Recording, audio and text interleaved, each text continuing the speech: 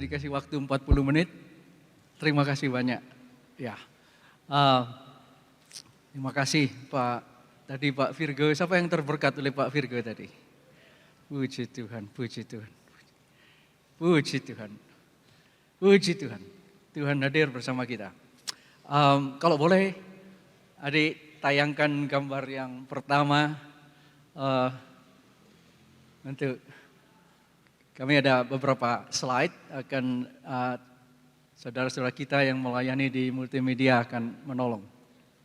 Oke, nanti ada ayat, ada juga Bapak. Nah, sementara kita menunggu, ada seorang Bapak, dia seperti Pak Adi, yaitu Ketua Sinode, namanya Tito Rodriguez. Dia di Ketua Sinode di satu, sambil tayangkan ya kalau bisa ya. Dia di Honduras, ya. Satu hari dia diundang untuk berkhotbah di atas satu gereja yang di pegunungan. Jadi dia pergi ke sana naik gunung. Pegunungan dia ada lembah, ada jembatan yang harus dilewati dan akhirnya itu dia sampai di sana. Hanya 3 hari sebelum dia pergi. 3 hari sebelum dia pergi, itu ada badai, hurricane ya. Jadi waduh badai mengamuk. Kemarin istri saya telepon ada 2 pohon roboh dekat rumah kami. Rumah kami itu dekat hutan.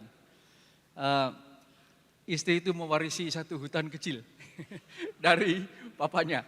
Jadi kami rumah di situ. Ya hutan, pohon besar-besar. Ya. Kena, bisa adik tayangkan? Belum? Oke. Oke?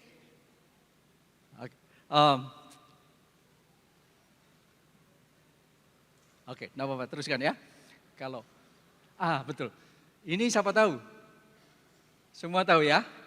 Ini dunia ya, betul? Terima kasih adik. Ya, dan dia pergi itu habis hurricane, banjir, badai. Tapi ya dia ketua sinode setia, dia pergi ke sana. Sampai di gereja, orang-orang tanya, Bapak di sini lewat mana tadi? Oh, lewat situ, kota yang dari arah kota La Ceiba namanya. Kata situ, tidak mungkin. Iya tadi saya lewat situ, tidak mungkin, jembatannya hilang. Dia bilang gitu, dilanda banjir, habis semua. Iya saya lewat situ, saya di sini nih sekarang ini. Tidak bisa, tidak ada. Kemudian kita cek, jembatannya tidak jauh ya, tidak jauh. Jadi ini jemaat-jemaat sama ini ketua sinode sama pendetanya jalan ke sana. Sampai di lembah itu tidak ada jembatan. Itu gapnya yang dalam itu kira-kira 10 meter. Itu Pak Tito lewat saja sampai di gereja, tidak ada jembatan. Dia bilang, itu ada tadi. Jembatannya itu kayunya masih baru. Belum kayu yang sudah kena cahaya matahari yang sudah kering gitu, enggak. Masih baru. Dia bilang, tidak ada. Semua di sana goyang kepala. Wow. Buktinya Pak Tito sampai di sini, lewatnya situ, jembatannya tidak ada. The bridge that wasn't there. Ya. Jembatan yang tidak ada. Tapi ada. Dia lewat di situ. Ini diceritakan kepada 2 profesor ya. Dan waktu itu mungkin Pak Virgo belum jadi profesor. Ini profesor dari Regent University. Itu lewat saja dia. Sampai di sana. Waduh dia bilang, ini mujizat. Ini bukan berjalan di atas air ya, betul? Ini berjalan di atas udara, betul ya? Dan bukan hanya berjalan, naik Innova di atas udara, ya betul? Mereka itu sampai terkesima. Saya bilang, waduh luar biasa. Dan itu orang dikuatkan sekali imannya. Ya kalau Tuhan itu bisa membuat segala sesuatu, pasti ya, buat itu bisa juga. Jadi Pak Tito ini, saya percaya kalau dia berhadapan dengan jurang itu, dia situ dengan mobilnya, tidak ada jembatan, mungkin dia tidak punya iman. Jembatan keluar gitu. Tidak ada imannya mungkin ya. Kadang-kadang kita ini diberkati Tuhan meskipun imannya tidak sampai, betul? Dia patuh saja, pergi saja. Itu dilewati. Jembatan itu. Waduh, saya pikir, wah puji Tuhan ya. Mungkin itu sebabnya kadang-kadang kita ini diberkati, ya kita suruh melayani seperti kemarin. Siapa yang kemarin di sini ketika saya sharing 2 teman yang dikasih makan 3 kali? Ada yang hadir di sini ya? Dikasih makan, habis nginjil dikasih makan 3, dikasih ada bapak itu ya. Bapak itu dia habis nginjil di desa itu, bapak itu mari makan ya. Kasih makan, kasih minum. Tapi bapaknya enggak mau bertobat ya. Jadi 3 kali, terus dikasih makan. Minggu berikutnya enggak mau bertobat, baru minggu keempat bertobat ya. Dia bilang, kamu tak racun 3 kali enggak mati. Karena itu dia lihat Tuhannya luar biasa. Anak teman-teman saya itu ya, bekas murid saya itu mungkin kalau tahu ini racun enggak dimakan ya, tapi enggak tahu dimakan. Pak Tito juga enggak merasa terberkat sebelum dia tahu kalau sebenarnya dia lewat di jembatan yang enggak ada. Dia lewat saja. Nah, kita ini sebenarnya demikian juga ya. Ini bumi kita. Berotasi dengan kecepatan kalau di daerah kita ini 1650 km per jam. Bumi ini besar sekali, betul? Itu 40.000 kilometer. Tapi berjalan dengan kecepatan 1650 km per jam. Beratnya bumi ini 6,588 miliar triliun ton. Itu kalau jatuhi kaki benjol. Apa? Enggak benjol, cemet ya. Luar biasa beratnya ini. Berputar dengan kecepatan segitu, tapi selalu tepat. Selalu tepat. Ada perkecualian tapi selalu tepat. Yaitu selalu 23 jam, 56 menit, 4,09 detik. Sampai ke 1/100 detiknya pun tepat. Padahal jalannya cepat seperti itu. Untuk ngatur mobil supaya tepat sampai ke 1/100 detiknya saja. Padahal mobil cuma berapa? 2-3 ton? Sulit. Apalagi kalau jalan dengan kecepatan sekian. Tapi benda yang sebenih besar berputar dengan kecepatan begitu cepat. Selalu tepat sampai ke 1/100 detiknya pun selama 6.000 tahun. Itu mujizat. Betul? Siapa bisa ngontrol kalau bukan Tuhan? Kita bilang 24 jam, sebetulnya 23 jam, 56 menit, 4,09 detik. Karena itu setiap 4 tahun tambah 1 hari. Tapi juga bumi kita itu memutari matahari, betul? Namanya orbit, betul? Itu dengan kecepatan bukan 1650, tapi 66.000 mil atau lebih dari 100.000 km per jam. Jadi bumi kita ini berjalan luar biasa. Lebih dari 100.000 km per jam mutari matahari itu pun selalu tepat. Selalu 365 hari, 5 jam, 48 menit, 45 detik. Selama 6.000 tahun. Kalau berubah kita harus, enggak tahu, mati atau ganti jam setiap hari ya. Mujizat yang non-stop, betul? Saya itu barusan mendoakan seorang teman, sakit kanker payudara. Ya bersama-sama dengan beberapa hambanya di sini. Kanker payudara, 3 tahun yang lalu, diamputasi 1. Bulan Maret yang lalu, konferensi di Malang, sesak napas dia rasa dia bilang saya mau mati. Ke dokter bilang, kanker masuk di paru-paru. Teman-teman semua yang di sana, saya waktu itu di Jakarta, saya tahu mungkin ini yang terakhir bagi dia. Berhasil dipulangkan. Akhirnya setelah ditolong di rumah sakit, pulangkan ke Bengkulu. Setelah itu mulai berdoa. Kalau berdoa memang seperti lagu tadi banyak bersatu, betul? Bangsa Israel itu ketika mau masuk ke tanah Kanaan, itu orang-orang yang sudah bertobat, yang baik, generasi yang baik itu masuk itu dengan Yosua saja mengalahkan 31 bangsa. Setiap bangsa lebih besar dari Israel, kalah semua. Tuhan bilang 1 di antara kamu, karena setia sama Tuhan ya, dan selama mereka setia bisa mengalahkan 1.000. 2 mengalahkan berapa? 10.000. Kalau 1 mengalahkan 1.000, kalau 2 10.000. Jadi lebih enak berdua, betul? Ya itu saya suka doa bersama. Tuhan itu suka sekali persatuan kita dan supaya kita juga tidak sombong ya. Ini yang tadi yang menyembuhkan siapa gitu, enggak sudah. Biar ini berdoa menyembuhkan Tuhan, kita bersama-sama berdoa. Luar biasa. Berdoa dengan ibu itu lewat HP. Kelompok di Malang, kelompok di sini, di Salatiga. Doa pertama masih sesak napasnya. Doa kedua masih sesak napasnya. Doa ketiga lebih lega. Doa keempat tidak sesak napasnya. Dia sudah bisa ngantar jemaatnya naik sepeda motor. Iya, puji Tuhan. Kemudian saya mampir ke Bengkulu. Berapa minggu kemudian, dari pagi sampai sore, ajak doakan orang-orang sakit. Tapi waras ini orang. Dan puji Tuhan ya, kemudian dikasih MRI ya, yang darahnya dikasih warna itu. Supaya dicek masih ada sel kankernya atau tidak. 29 Mei yang lalu ini tidak ada kanker sama sekali. Ya. Satu orang bisa kalahkan 1000, betul? 2 orang 10.000 katanya Tuhan itu ya. Jadi ini bukan omongan manusia. Luar biasa. Nah, oke. Ini bumi kita, saudara dan saya seringkali lupa. Saya lupa juga. Kita ini sedang berdiri di atas mujizat. Ini benda berputar begitu cepat, non-stop. Artinya non-stop miracles.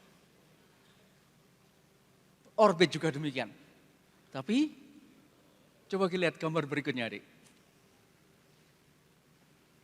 Nah, ini sedikit gambar ya. Yang pertama itu, yang ini dunia, itu Venus, itu Mars, itu ya. Jadi dunia segitu. Sampai di sini, bumi kita jadi kecil sekali. Neptun, Uranus, Saturnus, 700 kali bumi, yang itu Jupiter 1000 kali bumi. Gambar ketiga, bumi sudah tidak kelihatan, betul? Tidak kelihatan. Jupiter yang besar itu jadi kecil.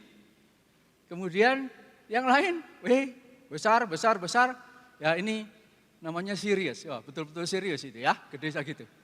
Nah itu Sirius yang besar itu, di sini matahari sudah tidak kelihatan. Dan ini lebih besar dari matahari, ini bintang-bintang semua. Sampai di kelima, tambah lagi, betul? Itu yang besar itu jadi kecil semacam itu. Kemudian ini Betelgeuse ini besar 262 triliun kali bumi. Jadi kemarin bilang kalau bumi itu satu biji bola golf. Kalau Betelgeuse ini seperti Senayan itu yang tempat duduknya 100.000 itu penuh dengan bola golf kalikan 3.000. Belum 30.000, 3.000 kali. Itu Betelgeuse. Tapi Betelgeuse yang besar itu jadi kecil di sini. Ini yang kemarin kita bilang, 7.000 triliun kali bumi.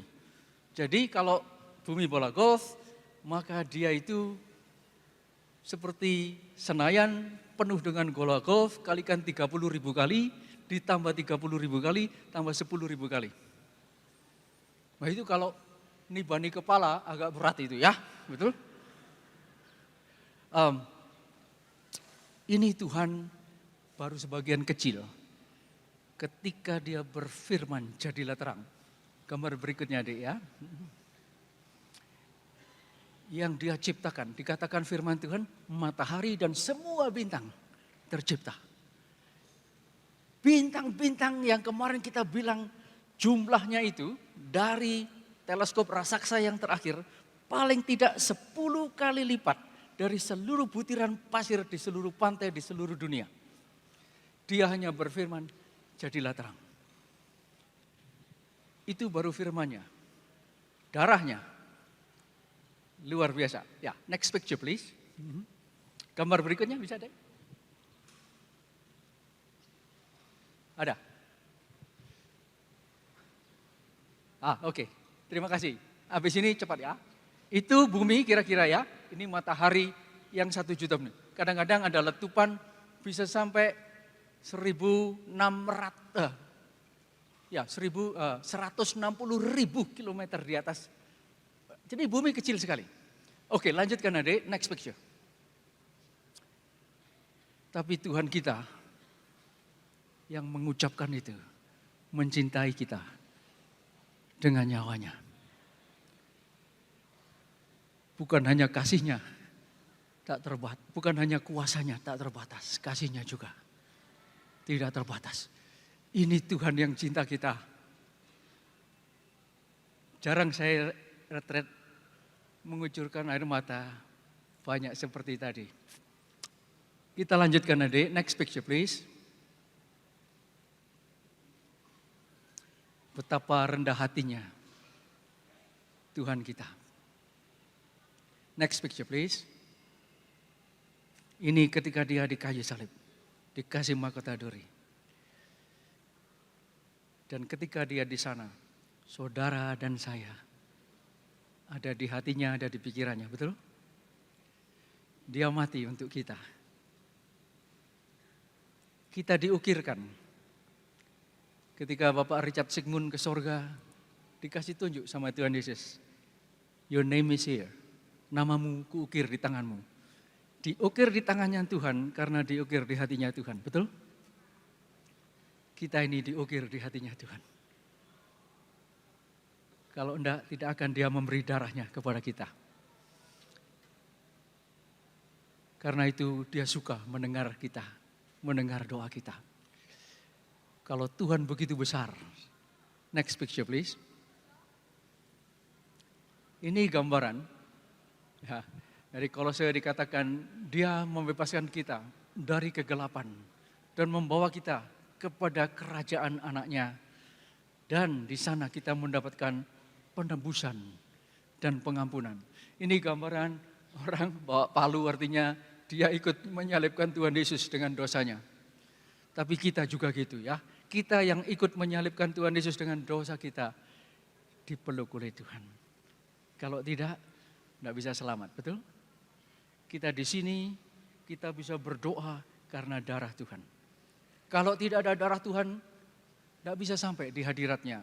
Dia Maha Kudus. Dan kemudian, next picture please. Ini satu galaksi ya. Bermiliar-miliar matahari. Tapi tadi gambar tadi saya taruh di ujung yang menciptakan alam semesta. Itu yang memeluk kita. Dan saya percaya saat ini juga secara rohani bila kita mau dipeluk, kita dipeluk juga oleh Tuhan.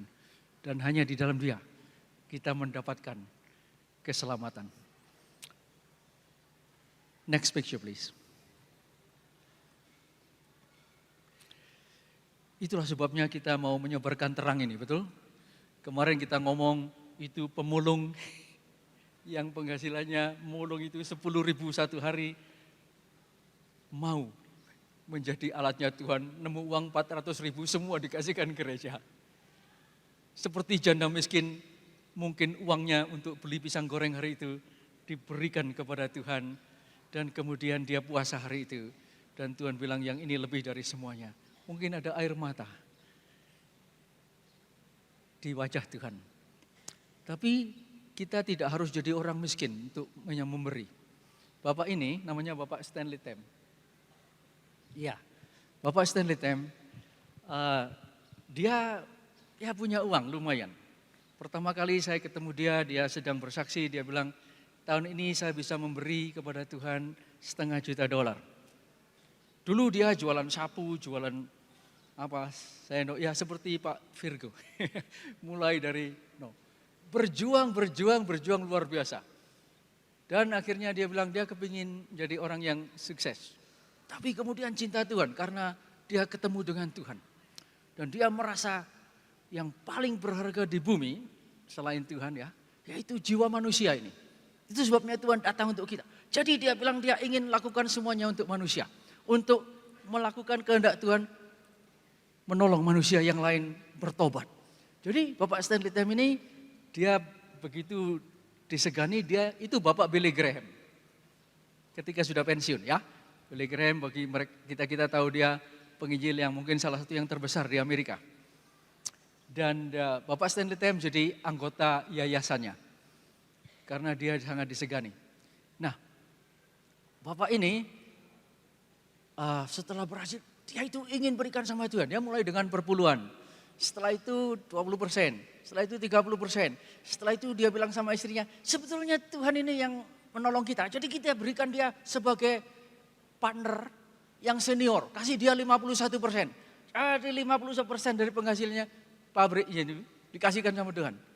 Setelah itu mulai, aduh, naik, diberkati, ketemu lagi dia bilang bisa beli $600.000. Ketemu lagi $800.000. Dia bilang saya punya goal memberi Tuhan $1 juta satu tahun. Ya, puji Tuhan, ketemu lagi $1,6 juta. Tak tanya, loh Pak katanya 1 juta goalnya, ya sekarang 2 juta. Dia bilang gitu. Sudah, lama enggak ketemu, saya pindah ke Amerika, ketemu lagi, kami bisa bersama-sama kasih $3 juta. Dia bilang gitu. Iya, kita. Puji Tuhan. Setelah itu dia pensiun, dikasihkan apa? Perusahaannya itu ditulis di atas notaris itu, ini milik Tuhan Yesus. Sampai notarisnya bilang, mana Tuhannya enggak kelihatan. Akhirnya ya nanti kalau kami saya mati atau apa itu, kalau harus dilikuidasi, kasihkan kepada badan-badan penginjilan. Dia bilang gitu. Akhirnya dituliskan. Jadi ini perusahaan punya Tuhan Yesus. Puji Tuhan ya. Ini ketemu saya, dia umur 100. Iya. Tapi meskipun pensiun, menantunya juga cinta Tuhan ya. Seperti Mas Anton. Mana Mas Anton? Ya. Jadi bukan cuma bapaknya cinta Tuhan, menantunya cinta Tuhan juga. Juga lakukan hal yang sama. Jadi tak tanya ketika ini sudah di rumah untuk orang-orang yang di Pantu itu, dia bilang, ya tahun ini kami bisa kasih $4 juta. Dia bilang, sudah pensiun, tapi puji Tuhan memberi terus kepada Tuhan. Luar biasa. Dia bilang, I'm a good businessman. Saya seorang businessman yang baik. Saya menabung, saya menginvestasi di tempat di mana bunganya bisa saya ambil nanti 100 atau 1000 tahun yang akan datang di sorga. Iya. Sebab jiwa-jiwa itu diselamatkan luar biasa. Saya tanya, tahun ini berapa itu dari organisasi-organisasi yang dia tolong? Tahun ini berapa? Dia bilang 55.000 orang diselamatkan. Puji Tuhan. Tahun berikutnya saya tanya berapa? 70.000, kadang-kadang 60.000, kadang-kadang 250.000. Jadi jiwa-jiwa yang selamat kan sampai di sana, betul? Jadi nanti dia akan menikmati sukacita melihat ribuan orang di sana. Iya betul. Haleluya. Tapi dia sendiri juga bersaksi ya, selama dia jadi CEO-nya sebagai direktur dari pabriknya itu, dia diundang bersaksi, bersaksi. Rata-rata 1 tahun dia menangkan 1.200 jiwa dari kesaksiannya sendiri. Satu kali tak undang, Pak, saya diajak makan sama dia, sama-sama teman. Lantas gitu, dia waktu itu istrinya baru meninggal, umur 92 waktu itu. Saya kepingin ke sorga, dia bilang gitu. Aduh, istri saya sudah mati. Ketika istrinya di rumah sakit itu, atau rumah ya perawatan antara rumah sakit dan rumah jompo itu, dia ada 6 bulan di situ. 6 bulan itu Pak Stanley Tam setiap hari ke sana, 6 bulan itu ada 23 suster bertobat. Diinjili sama Bapak Stanley Tam. Iya. Jadi nanti kalau kita umur 92 kerja kita apa? Menyampaikan terangnya Tuhan, betul? Iya. Setelah itu saya undang, Pak, 2 tahun kemudian mau khotbah di gereja saya enggak punya gereja. Kalau bisa juga diundang ke JKI yang di Ungaran, ya. Dan datang dia di antara anaknya. Dia bersaksi, ya tahun ini Tuhan kasih saya 400 jiwa, dia bilang gitu. Dia bersaksi, makanya enggak diambil-ambil sama Tuhan, ya betul. Umur 92, kira-kira segitu, itu 400 jiwa. Dan dia mati umur 107. Iya, kita bisa kaya, tapi hati kita tidak digenggam oleh harta, betul? Firman Tuhan berkata, there is a deceitfulness of wealth. Artinya harta bisa menipu. Itu firman Tuhan ya. Jadi kadang-kadang tanpa terasa, harta itu bisa pegang kita, bukan kita yang pegang itu harta. Ini puji Tuhan ya. Dia itu akhirnya bukan cuma 51%, bilang ya pokoknya yang setelah diperlukan untuk untuk company ini kita terima gaji, semua terima gaji, setelah itu semuanya untuk Tuhan. Karena itu dia bisa memberi sampai 4 juta dolar 1 tahun. Sekarang nggak tahu, mungkin lebih. Tapi puji Tuhan dia sudah mati, tapi dia juga menikmati terus di sana. Jadi kita bisa miskin, kita bisa kaya seperti janda hanya dengan 2 peser. Atau seperti Ibu Lipong yang hasilnya 10.000 satu hari dia bisa beli semuanya itu. Orang yang punya uang itu bisa dipakai Tuhan untuk menyebarkan terangnya Tuhan. Masalahnya ada di hati kita, betul? Rajin sekali. Kadang-kadang dia supaya kesibukannya tidak terlalu maju dia pergi ke hotel untuk bersekutu sama Tuhan. Kita perlu waktu bersama Tuhan, betul? You and I grow in the presence of God. Kita itu bertumbuh di hadiratnya Tuhan. Kita rajin menghadap dia. Dan dia akan download, dia akan menolong kita. Ada banyak yang saya inginkan. Tapi saya berdoa supaya yang paling saya inginkan bertumbuh mencintai Tuhan. Seperti yang kemarin itu Tuhan bertanya kepada saya. Kalau kamu mati malam ini, bahkan mati sebagai orang yang sukses. Dan dia jawab, meskipun kamu pintar, bisa seluruh bahasa manusia, kalau tidak mengasihi seperti gong yang berkumandang, canang yang bergemerincing. Setan bisa seluruh bahasa manusia. Dia mencobai seluruh manusia, tapi dia gagal total. Kalau kita cinta Tuhan, kita itu sukses. Itu ukuran yang dipakai oleh Tuhan. Ya, itu yang seperti disampaikan oleh Pak Virgo juga.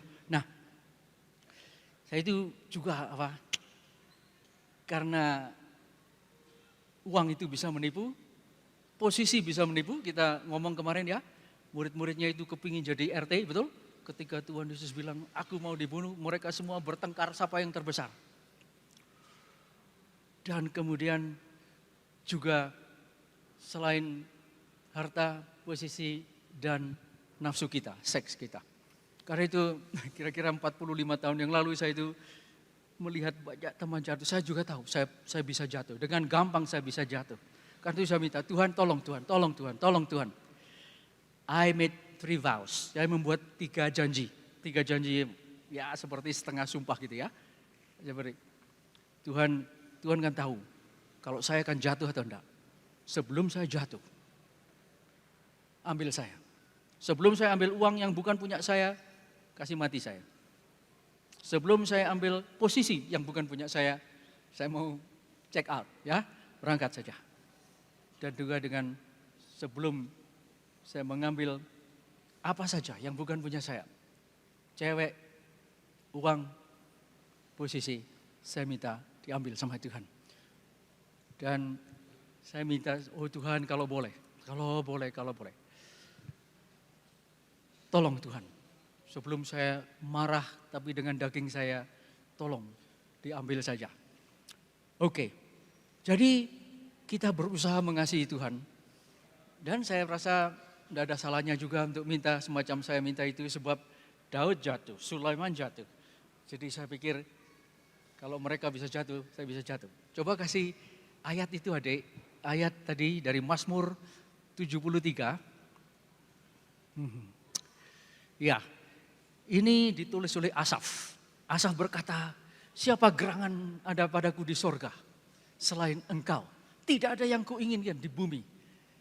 Sekalipun daging kau, ini sebetulnya selain engkau tidak ada yang kuinginkan di bumi. Sekalipun dagingku dan hatiku habis lenyap, gunung batuku bagianku adalah Allah selama-lamanya. Rupanya Asaf ini dikasih pengalaman mungkin seperti Paulus ya. Saya pernah dikasih pengalaman sebentar semacam itu. Yaitu kehadiran Tuhan luar biasa. Saya itu sedang berdoa untuk kebutuhan. Jadi saya berdoa pagi itu, berdoa sampai siang, berdoa kira-kira jam 3.30. Ya berdoa kira-kira 7 jam 40 menit. Kemudian kehadiran Tuhan datang. Ketika Tuhan datang, itu semua masalah itu tidak ada artinya. Saya juga tidak ada artinya. Yang berarti itu adalah Tuhan damainya itu menelan segala sesuatu, semua kehilangan arti. Semua kehilangan dibandingkan dengan kehadiran Tuhan. Tapi hanya berapa menit.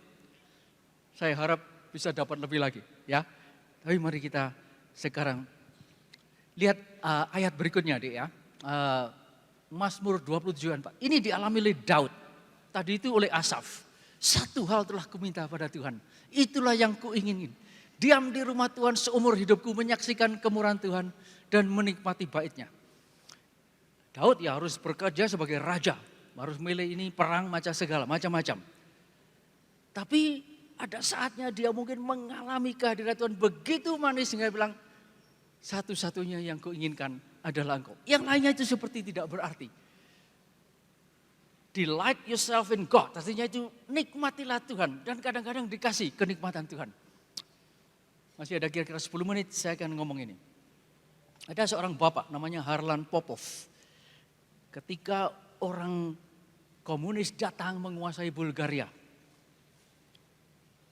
Dia ditangkap. Dia pendeta terbesar di kota Sofia. Ibu kota. Waduh, disiksa luar biasa. Tidak dibunuh, disiksa. Supaya nanti dipakai untuk menghancurkan kekristenan. Salah satu penyiksanya itu diusahakan supaya otaknya itu rusak. Artinya itu disuruh apa saja mau. Dia dihukum itu disuruh berdiri menghadap tembok, dicat putih mengkilap. Kira-kira 20 cm, tidak boleh tutup mata. Berdiri di situ. Kalau tutup mata sendiri dipukul.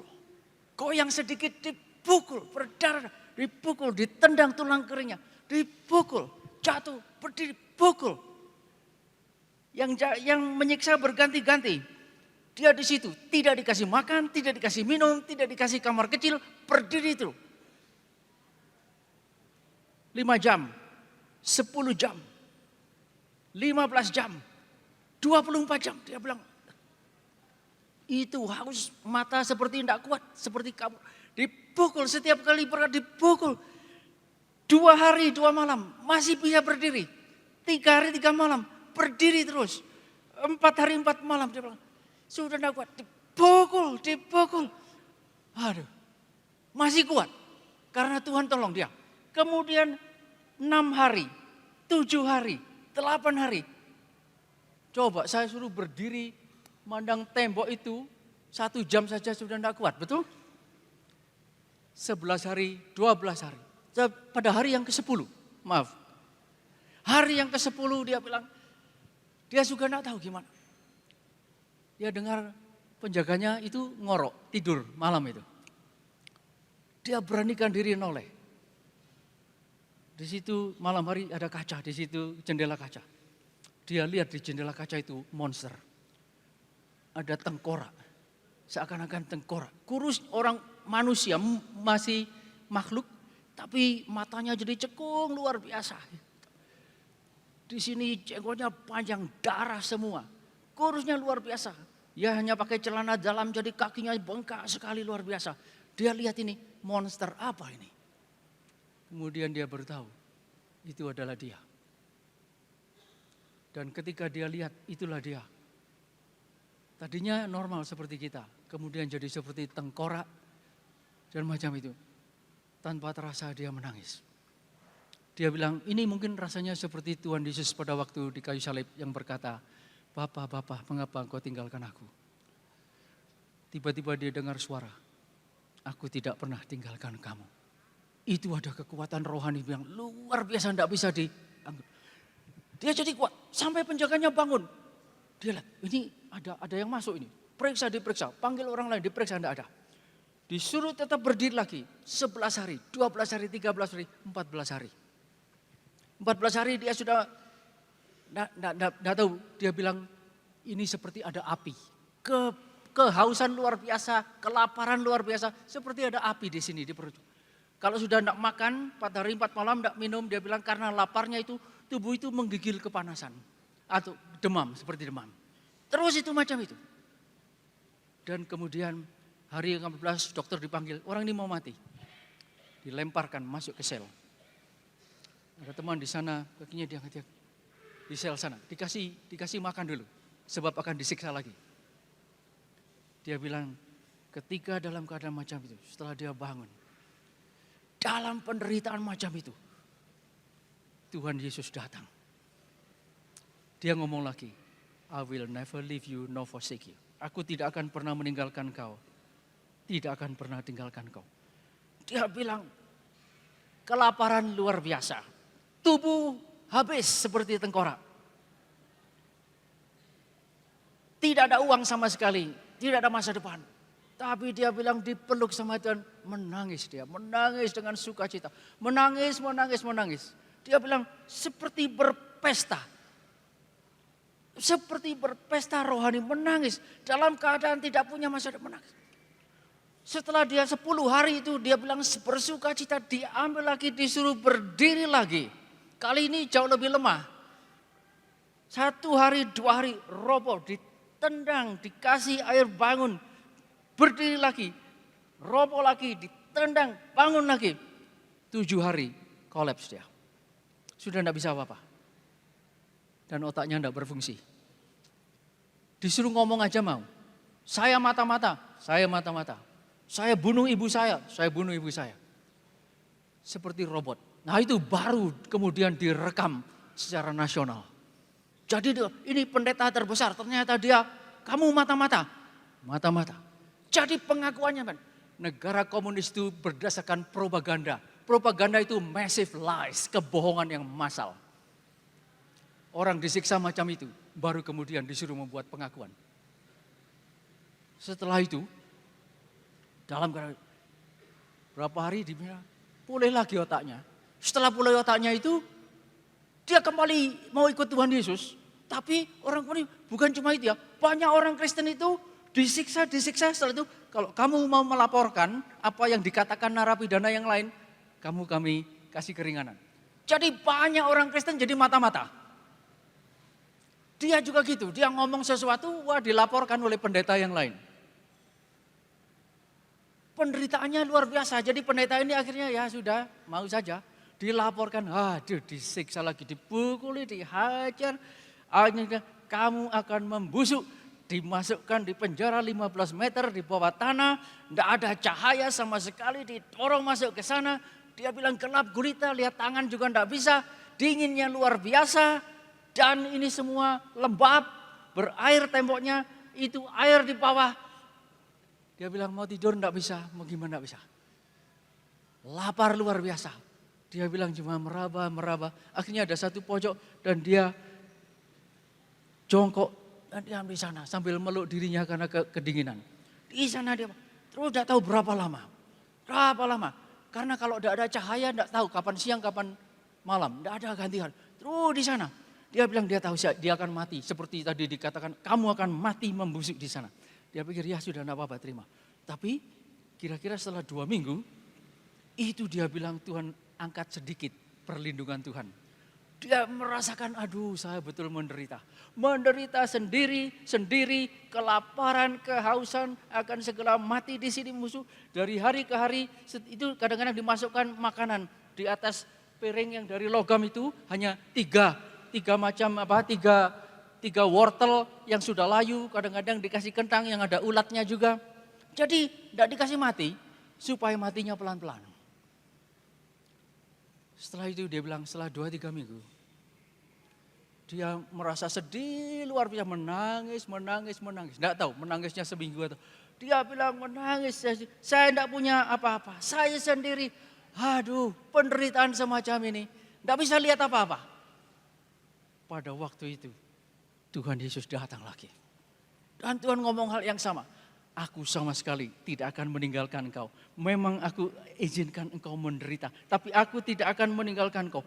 Dia bilang sukacita Tuhan itu datang lebih dalam dari penderitaan itu. Memang tadi lagu betul. Tuhan itu tidak akan meninggalkan kita.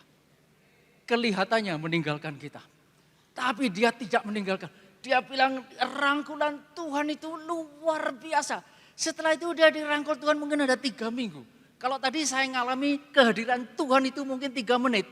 Kalau dia 3 minggu itu dia bilang, aduh semua penderitaan ini cukup berharga. Kalau saya bisa ngalami ini.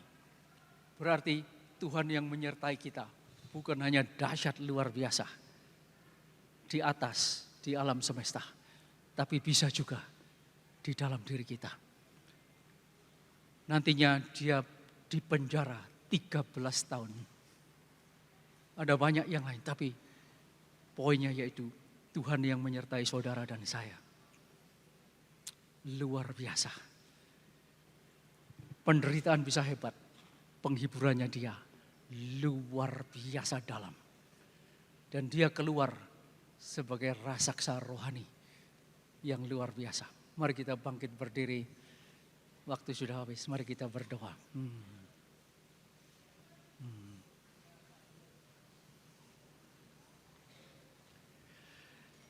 Kalau Tuhan bisa menciptakan alam semesta hanya dengan berfirman jadilah terang, apakah mudah bagi dia untuk mencurahkan kehadirannya kepada kita? Bumi seperti virus saja. Kehadiran Tuhan mampu memenuhi kita, memenuhi semua malaikat di surga, memenuhi alam semesta. Bahkan alam semesta dikatakan akan lenyap seperti asap.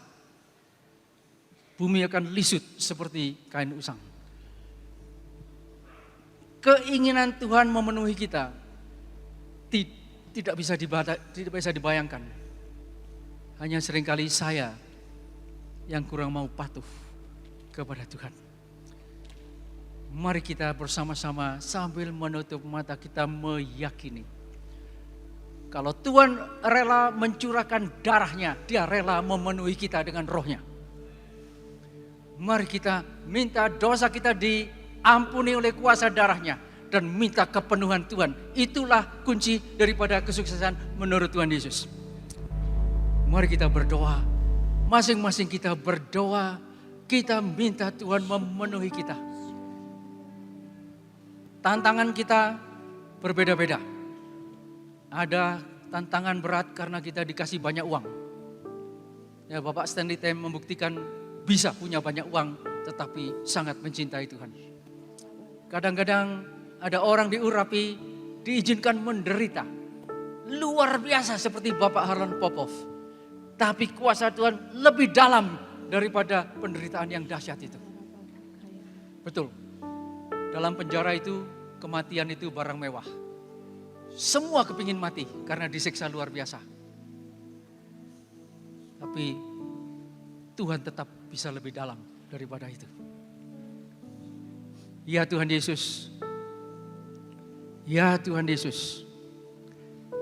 Kami yakin kalau bumi seperti virus di hadapan salah satu bintang. Apalagi Salatiga. Tuhan, kami tahu bintang yang besarnya 7.000 triliun kali bumi itu pun seperti virus. Di galaksi kami dengan 200 miliar bintangnya. Galaksi kami pun seperti virus di hadapan Tuhan. Karena itu Tuhan, kami percaya Engkau di sini bisa memenuhi kami semua. Kami percaya kanker di dalam nama Yesus bukan masalah. Kami percaya ada memang diurapi dengan keuangan, tapi tidak diurapi dengan karunia kesembuhan. Ada yang dikasih kuasa kesembuhan bukan dengan keuangan, tidak masalah. Apa saja yang menjadi keinginan Tuhan. Bapak Harlan Popov dikasih kuasa kasih bertahan. Disiksa luar biasa, tapi Tuhan datang kepada dia menunjukkan bahwa Tuhan kita itu tetap lebih dekat kepada kita daripada penderitaan. Karena itu Paulus berkata, apa yang bisa memisahkan aku dari Kristus? Bukan kelaparan, bukan kesakit, bukan apa saja. Tidak ada yang bisa memisahkan kita dari Kristus. Kalau kita tetap mau setia, dia akan tolong kita untuk setia. Mari kita berdoa supaya kita setia kepada Tuhan. Tolong Tuhan supaya kami setia sampai akhir. Sebab barang siapa setia sampai akhir, itulah yang diselamatkan. Tuhan, kami juga minta supaya hati kami ini mengasihi Tuhan. Engkau yang menciptakan langit dan bumi, kami lihat gambarnya Engkau disuruh memikul kayu salib, dikasih mahkota duri, Engkau digantung di kayu salib 6 jam sebelum Engkau mati, telanjang bulat sebenarnya, tapi Engkau rela karena Engkau melihat kami ini sebagai kekasih-Mu yang cukup berharga untuk dibayar dengan nyawa-Mu. Luar biasa. Tolong kami mengasihi Tuhan. Lebih baik kami mati daripada tidak mengasihi Tuhan. Ya, di lagu tadi betul.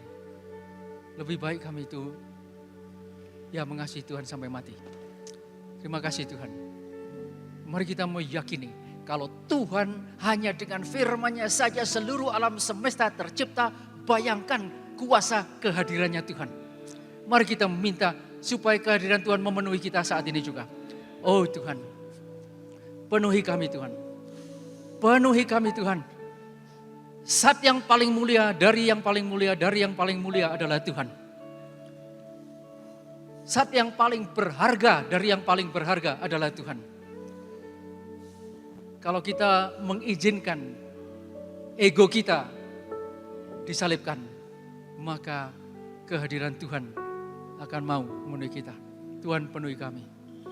Penuhi kami, ya Tuhan.